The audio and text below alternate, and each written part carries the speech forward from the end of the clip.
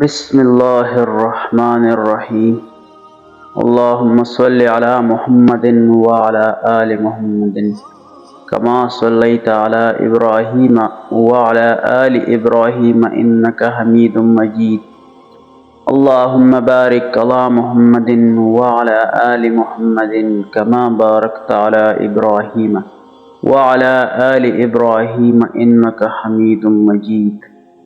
محترم ناظرین، آج ہم بات کریں گے ایک ایسے جنگجو کے جس نے ناممکن کو ممکن کر دکھایا اور عیسائیوں کی ایک ایسی لشکر کو شکست دی اور یروشلم کو فتح کر دیا۔ یہ واقعہ ہے 12ویں صدی کا۔ شام میں سلطان صلاح الدین ایوبی اپنے لشکر کے ساتھ ایک میدان میں خیمہ زن تھے۔ ان کے خیمے کے باہر ایک کم عمر لڑکی کھڑی تھی جو خیمے کے اندر جانا تو چاہتی تھی، مگر ڈر کی وجہ سے اس کا جسم کانپ رہا تھا۔ آخر کار اس نے ہمت کر کے خیمے کا پردہ اٹھایا اور اندر داخل ہوئی۔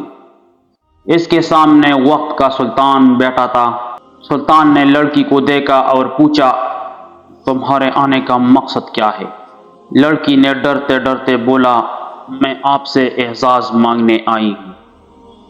اعزاز اس شہر کا نام ہے جو سلطان صلاح الدین ایوبی نے 38 دن کی لڑائی کے بعد حاصل کیا تھا۔ اس شہر پر ایک ایسی جنگ چھڑی تھی کہ ہزاروں جانوں کے قربانی کے بعد اور ہزاروں کو شدید زخمی ہونے کے بعد سلطان صلاح الدین ایوبی بھی اس جنگ میں خود شریک ہوئے تھے۔ جب سلطان صلاح الدین ایوبی نے یہ بات سنی تو اس لڑکی کو انکار نہ کر سکا۔ انہوں نے کہا، اگر تم اعزاز مانگتی ہو تو یہ علاقہ تمہارا ہوا۔ اس کے بعد اس نے اس لڑکی کو بہت سا زیور اور مال و دولت دے کر اپنے خیمے سے رخصت کر دیا۔ یہ بھی دشمنوں کی ایک چال تھی۔ سلطان یہ بات بخوبی جانتے تھے اور یہ لڑکی اس کے محسن نور الدین زنگی کی بیٹی تھی۔ سلطان صلاح الدین ایوبی نسلاً کرد تھے اور 1138 عیسوی میں کردستان کے علاقے تکریت میں پیدا ہوئی جو اب عراق میں شامل ہے۔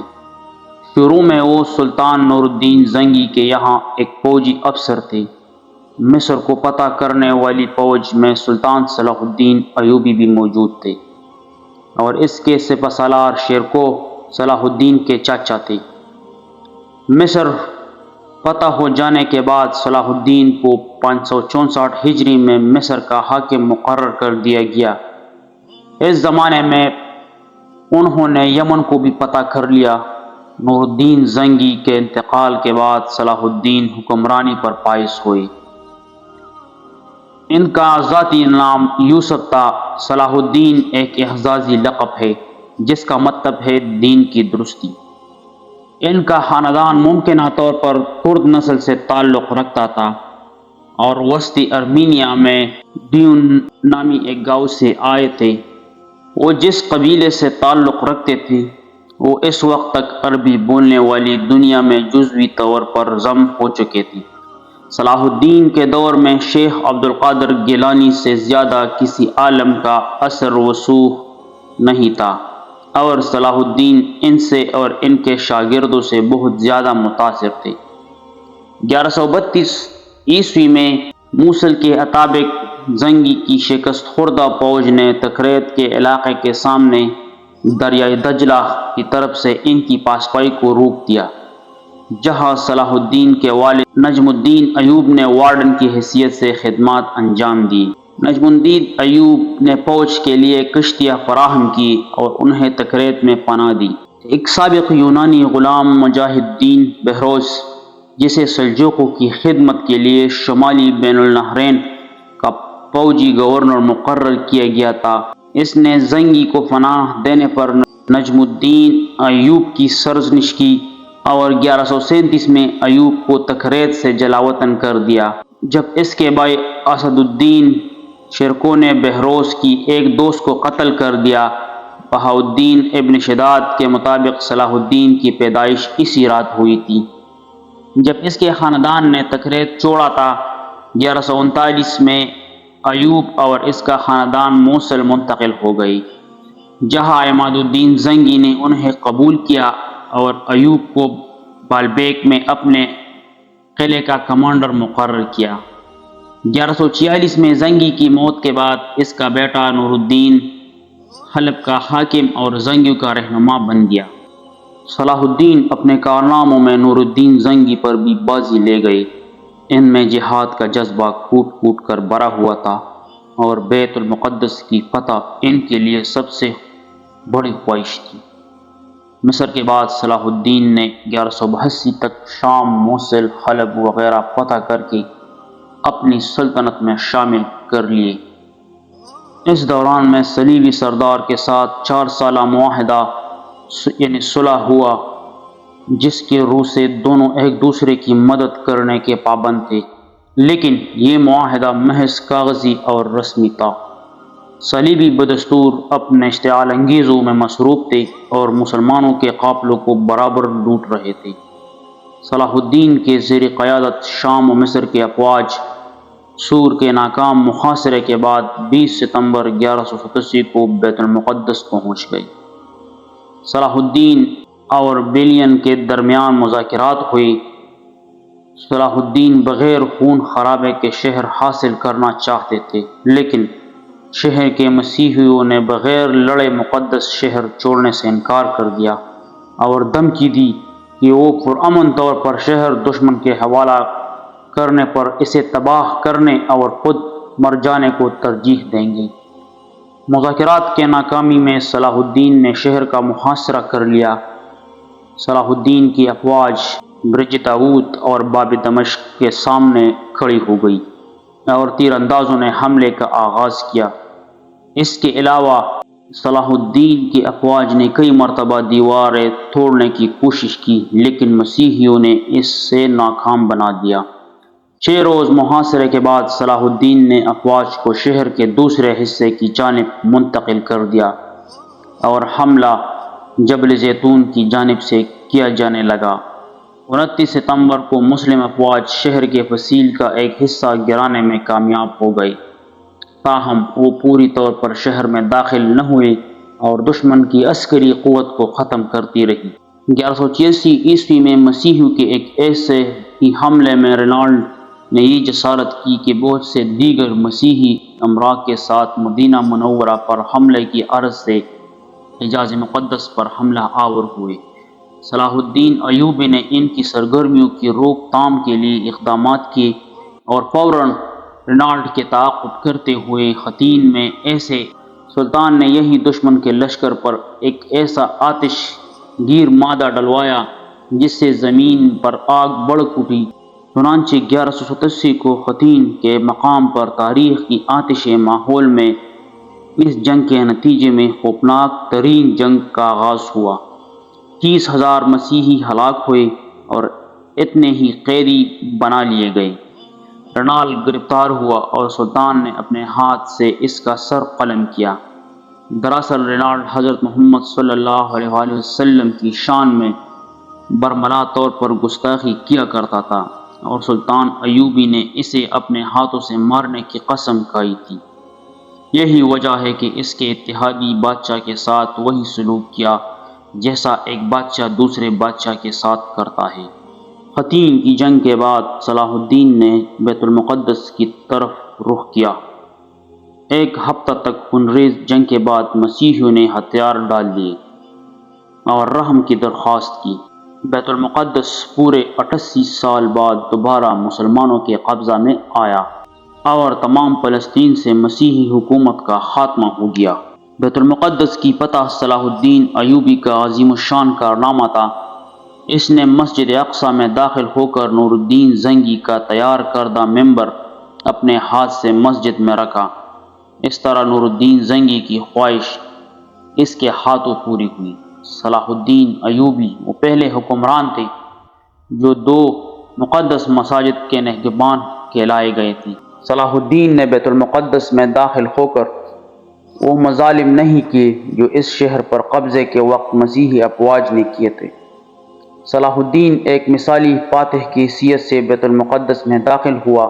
اس نے زر فدیہ لے کر ہر مسیحی کو امان دے دی، اور جو غریب فدیہ نہیں ادا کر سکے ان کے فدیے کی رقم صلاح الدین اور اس کے بھائی ملک عادل نے خود ادا کی۔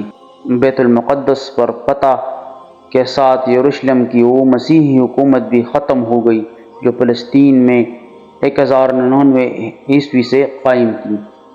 اس کے بعد جلد ہی سارا فلسطین مسلمانوں کے قبضے میں آ گیا۔ بیت المقدس پر تقریباً 761 سال مسلمان مسلسل حکومت کرتے رہے۔ 1948 میں امریکہ، برطانیہ، فرانس کی سازش سے فلسطین کے علاقے میں یہودی سلطنت قائم کی گئی اور بیت المقدس کا نصف حصہ یہودیوں کے قبضے میں چلا گیا۔ 1967 کے عرب اسرائیل جنگ میں بیت المقدس پر اسرائیلیوں نے قبضہ کر لیا۔ جب بیت المقدس پر قبضے کی خبر یورپ پہنچی تو سارے یورپ میں کوہرام مچ گیا۔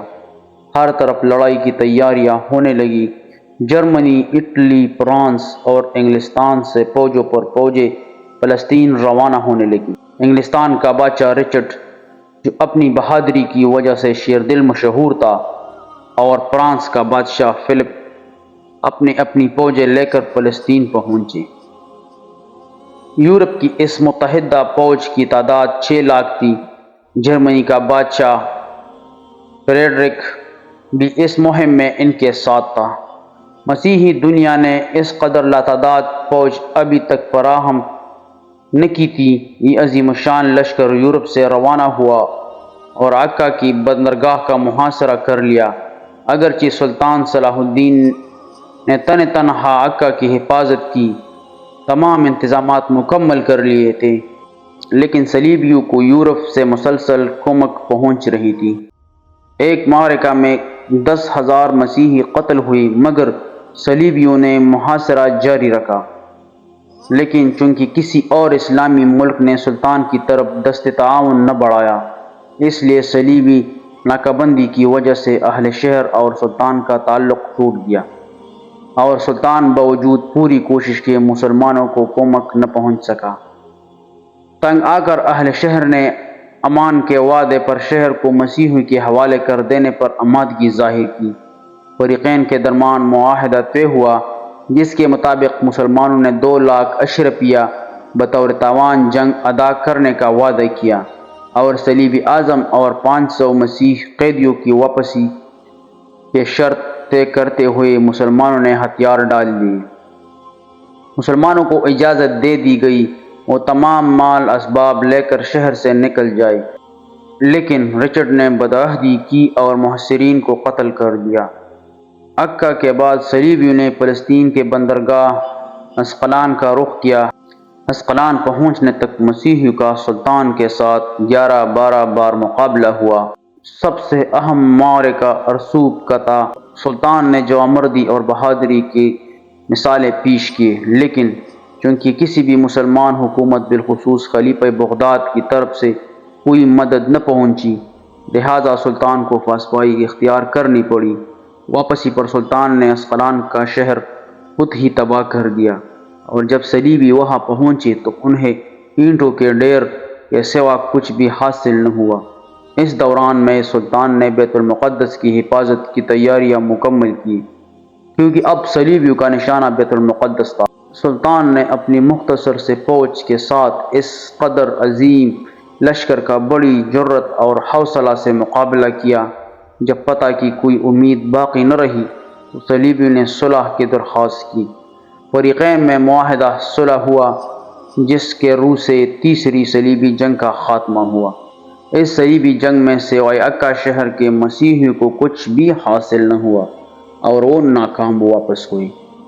رچرڈ شیردل سلطان کی فیاضی اور بہادری سے بہت متاثر ہوا۔ جرمنی کا بادشاہ بھاگتے ہوئے دریا میں ڈوب کر مر گیا، اور تقریباً 6 لاکھ مسیحی ان جنگوں میں کام آئے۔ معاہدے کے شرائط مندرجہ ذیل ہیں۔ بیت المقدس بدستور مسلمانوں کے پاس رہے گا۔ ارسوب، خیپا، یاپا اور عکا کے شہر صلیبیوں کے قبضہ میں چلے گئے۔ اسقلان آزاد علاقہ تسلیم کیا گیا۔ زائرین کو آمد و رفت کی اجازت دی گئی۔ صلیبی اعظم بدستور مسلمانوں کے قبضہ میں رہی۔ تیسری صلیبی جنگ میں سلطان صلاح الدین نے ثابت کر دیا کہ وہ دنیا کا سب سے طاقتور ترین حکمران ہے۔ 589 ہجری میں صلاح الدین کا انتقال ہوا۔ انہیں شام کے موجودہ دارالحکومت دمشق کی مسجد عامیہ کے نواح میں سپرد خاک کر دیا گیا۔ صلاح الدین کی موت کا دن اتنا تکلیف دہ تھا کہ ایسا تکلیف دہ دن اسلام اور مسلمانوں پر خلفائے راشدین کے موت کے بعد کبھی نہیں آیا تھا۔